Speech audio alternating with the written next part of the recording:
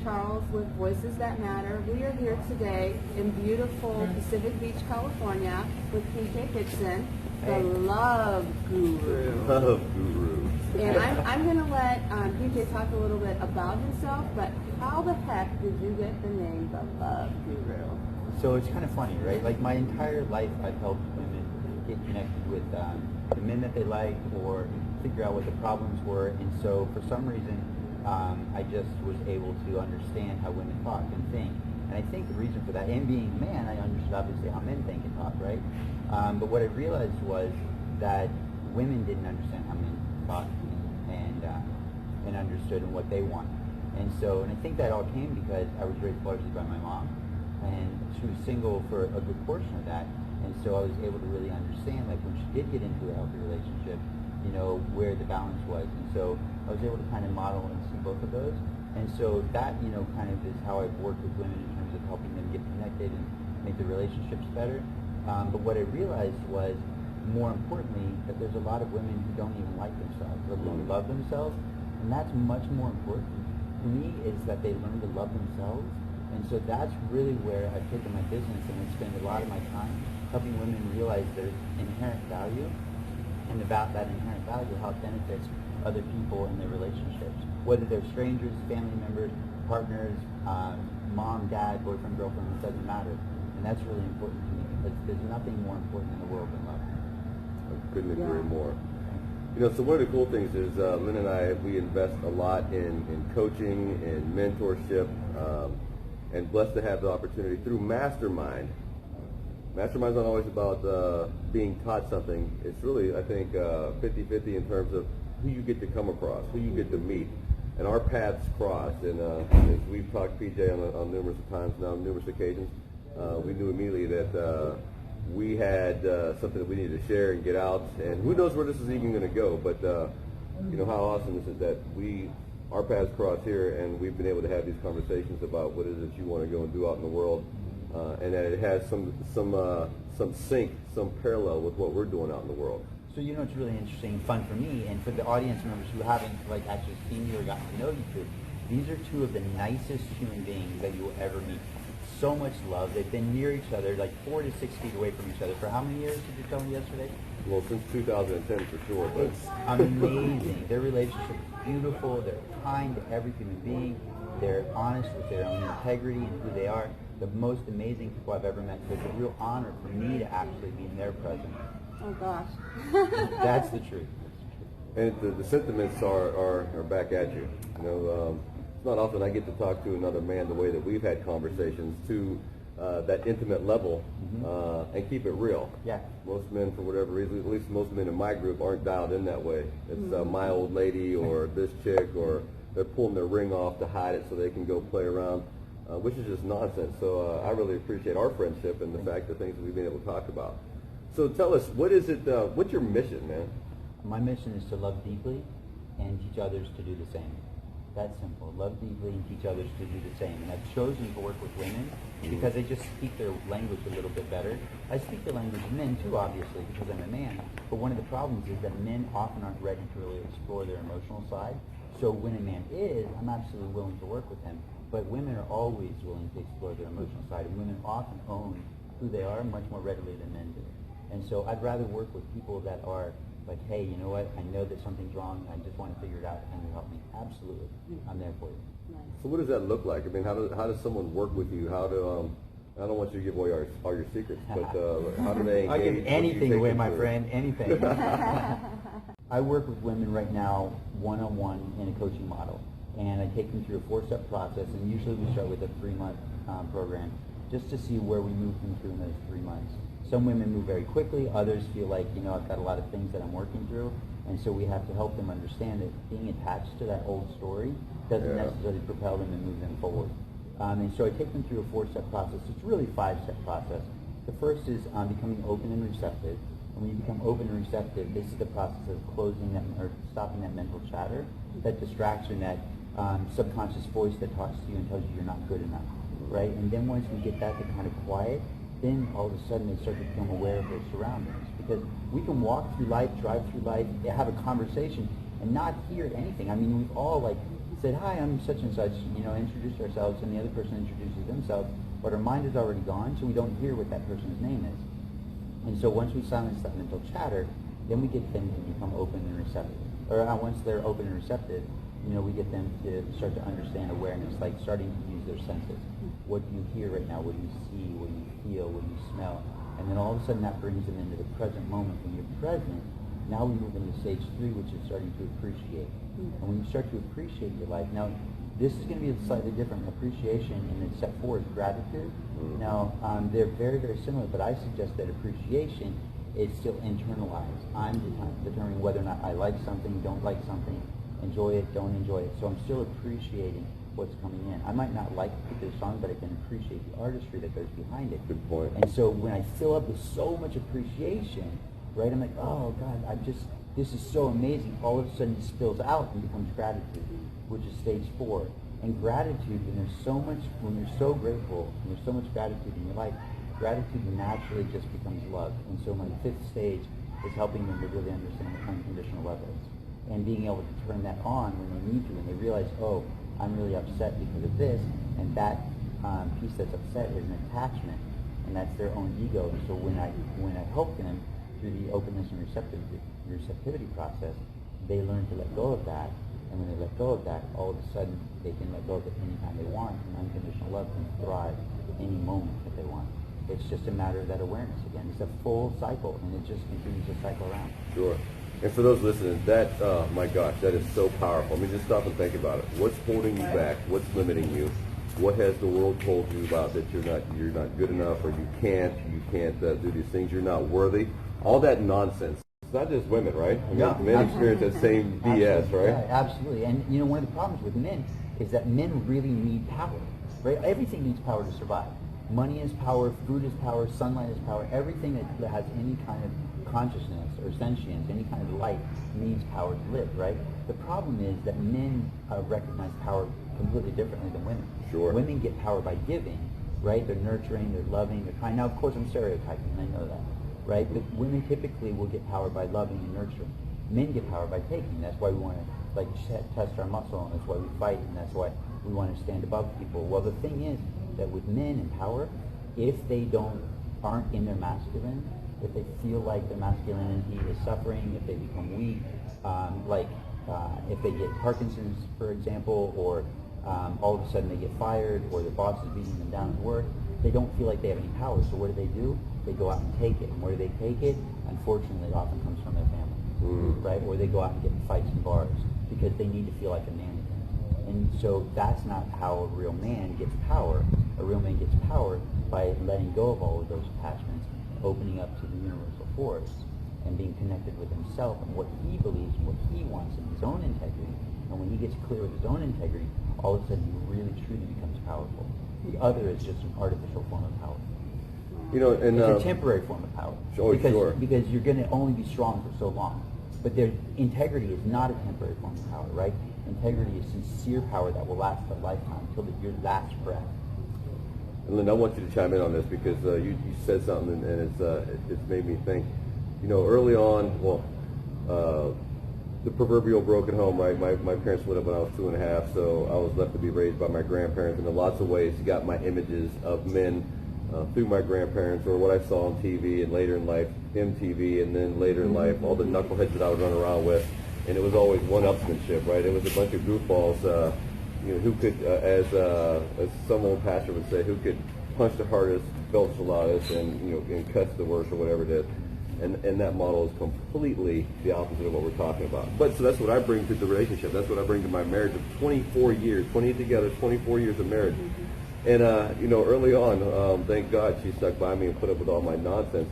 But to your point about being able to let go and release and not to seek all those things, I believe just being observant and not having to lord over my wife, right, or try to play those traditional roles, but really think about her needs, think about what she likes, what she doesn't like, anticipate what she wants, do those things basically in a freeing manner, I believe, so it allows my wife to flourish, to open up. She becomes more powerful, and in her becoming more powerful, I become more powerful at the same time. I mean, yeah, no, I totally agree. And what I liked about what PJ was talking about your 5 steps, they're not compartmentalized. So it's not 5 separate steps. And I've never heard it explained that way. They literally just flow into one another. And like you said, then it starts all over again. Like it just keeps going. It's evergreen. And I think realizing that, especially the attitude, then slipping into gratitude and then love, I've never heard that before. And the way you explained it was wonderful, because then like I visualized it and I'm like, oh my gosh, I think people need to know that. They really do, because they think, no, I have gratitude, I have love, I have, all these other emotions. So that's really, really powerful. Thank you for sharing. Yeah, thank you. I guess that's why we know PJ is the love guru. Absolutely. So let me add to that, if I can, really quick. One of the things that you guys, if you don't know, this is a mammoth of a guy. He's not small. He's huge, right? So, and I make him look even bigger because I am so small. But the thing is that he's not talking about his physical strength at all in terms of his masculinity. He's talking about his service to his wife, which is more important than anything. Because when he serves his wife, he gets her attention. When he gets her attention, her law of reciprocity, then she wants to get back to him. When he receives, he wants to get back to her. It's a closed circuit that just grows tighter and tighter and tighter and more connected. The thing is that in relationship, people get so wrapped up in I can't give because I don't have enough for myself, and because I don't have enough for myself, I'm not going to share with somebody else. And that attitude of ego, that attitude of me over you or me over we, that's problematic, right? But if the attitude is what can I do for you, then all of a sudden you forget about yourself. Now, see, my definition of love is the willing exchange of oneself for oneness. The willing exchange of oneself for oneness. And what you're doing is you're saying, hey, I'm not worried about me. Babe, what can I do for you? And when he says, babe, what can I do for you? Now there's this unity and this oneness that opens up and starts because he's forgetting about himself and he's only thinking about you. And then you all of a sudden, you receive and then he does the same thing. Yeah. Because now there's nothing but reception, right? There's giving and receiving. So many people hear that healthy relationships are give and take, right? But they're not. Healthy relationships are not give and take. They're give and receive. There's a profound difference between giving or between receiving and taking, right? If you ever feel taken advantage of, in that moment, that relationship is not healthy. In that moment, doesn't mean it's not healthy all around, but in that moment, somebody's not giving, right? Somebody's only taking. So, or somebody is giving, but then somebody else might be taking and not receiving. Right? It's that level of appreciation that allows them to receive. Yeah. If you don't appreciate it, we got problems. That's where we got to start with. When you said it the other day, that was so profound, because you're right, the world always does talk about give and take. Give and receive flips the script, right? Makes you think differently. And exactly the way you described it is what I believe we experienced in our marriage, and has allowed us, again, to be together 24/7, 365, less than 6 feet apart. Most people say, how do you do it? I'd kill myself or pull my eyes out. And my only response is, I get it, it works for us. But that's one of the things that we want to share, because it is possible when you put things in the right place and in the right order, and you do the right stuff over and over consistently. That's what I was going to say. That's the thing. Not just doing it once, but actually doing it over and over. Like you can't just, it has to continue. Yeah. But here's an analogy. Think about this, okay? The trash in the house, it builds up. It becomes stinky. If you don't take it out, you've got a big problem, right? So, and you just can't take it out once. Like, I just can't take out the trash one time and say, okay, dear, I did my part, trash is taken out, because trash continues to build, right? So whatever that trash is, in whatever area of your life it is, health, wealth, mental, I had a mental block there for a second, think about it. You know why he had a mental block? Because he looked at his wife and his eyes went sparkling. Absolutely. So tell me this. Well, let me add to that real quick. Yes, sir. Please. Okay, so you're talking about taking out the trash, right? Oh, well, I take out the trash. Come on, babe. It's the same thing as like languages of love, right? Some people, their language of love might be service, for example, right? Where your language of love might be like expression and like, tell me that you love me, tell me that you care about me. And so that person is like, do you love me? And they're like, of course I love you. I told you like 2 years ago. And they're so turned off by that. They're like, oh, why do I have to tell you all the time? All the time is like 2 years ago you told me.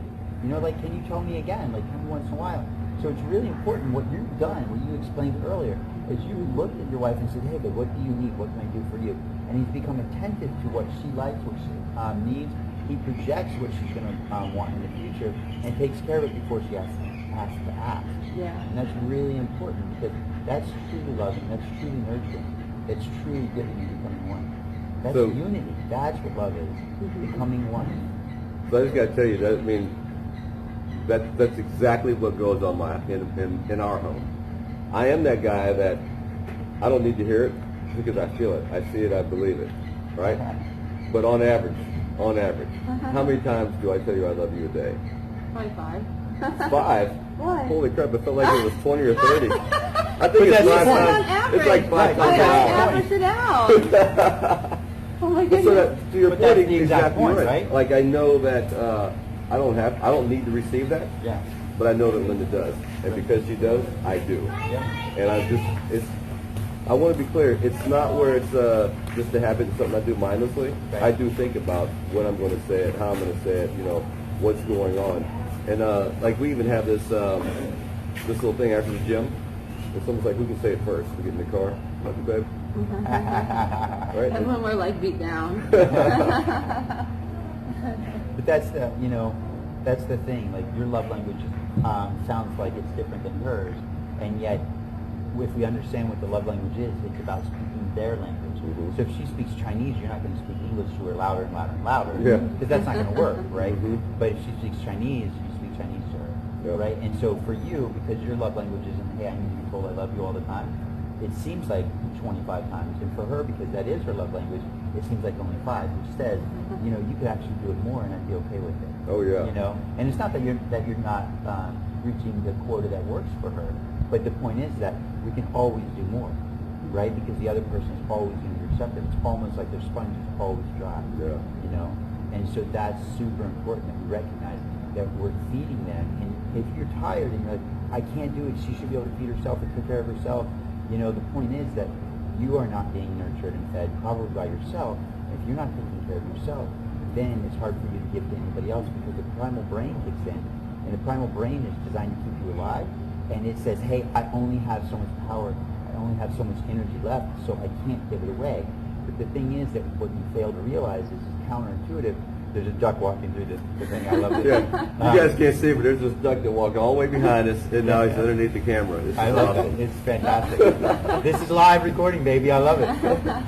But the thing is that, if it's counterintuitive, if you're in that state where you feel like I can't give anymore, if you actually really are truly giving without expecting to get any in return, what happens is they receive, and their natural reaction is that law of reciprocity. They want to give back.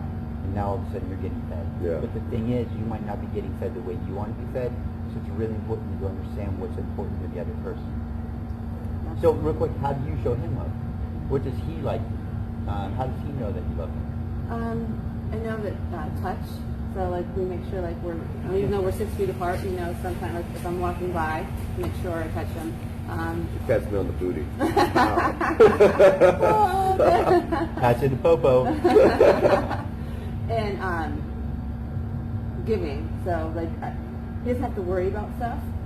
He's like, I'll take care of it, or I'll handle it. Well, no, it's already done. Like to be able to do that, because I know then that way it's one less thing he has to think about.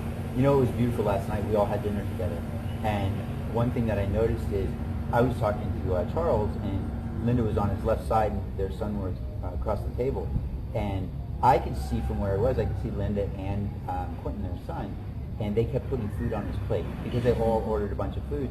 They kept putting food on his plate, and I recognized, I was like, wow, they're always giving to him. They're always serving him. They're always feeding him. And I just thought that was really, really, really beautiful. It was so beautiful and so impactful for me that I'm sharing a room with a friend of mine at this conference. And I went back to the room last night, and I was like, dude, it was so amazing, like how they did that. And whether he wanted it or not, they were just like giving to him. And it's so funny that you say that because I observed it last night. It was really beautiful. Wow. So these are two people that are literally living what they're teaching. And so if you get a chance to meet them or talk with them or work with them, don't miss this opportunity. If you want your relationship to be healthy and better, these are the people to work with. They're amazing human beings. They truly are living with integrity. I haven't met their daughter yet, but their son is a really, really nice guy. And where does that come from? Good modeling, good parenting. Thank you. Did you appreciate that? Thank you very much. And I'm one that's always awkward with the acknowledgments, but I do appreciate that. And you know, the compliments go back at you, because again, I don't have these types of conversations with many men, because typically it doesn't feel genuine, and with you it's nothing but genuine. And you anticipate, actually you articulate things in a much more eloquent manner than I know that I ever can. So I look forward to a long friendship with you and being able to you know, just make an impact, right? Leave our mark on the world and help people to get out from all the BS and grow their relationships and get stronger and be more successful. Thanks, brother. I really appreciate that. And I truly, I say this all the time, and I know this isn't your language, but I love you, man. I love you too. I really do. I really appreciate it. And of course I love her too, right? I'm really just lucky and blessed to call them both friends. Oh, we are, Cheryl. We love you. And we really appreciate you sharing. And he shared so much this weekend with us. Stuff, like I said earlier, we've never heard before. At breakfast yesterday, I was just getting goosebumps on some of the things he was saying. I was just like, oh my goodness. So I think you'll be hearing more from PJ in No the doubt. future. And make sure you look up the Love Guru. Bye.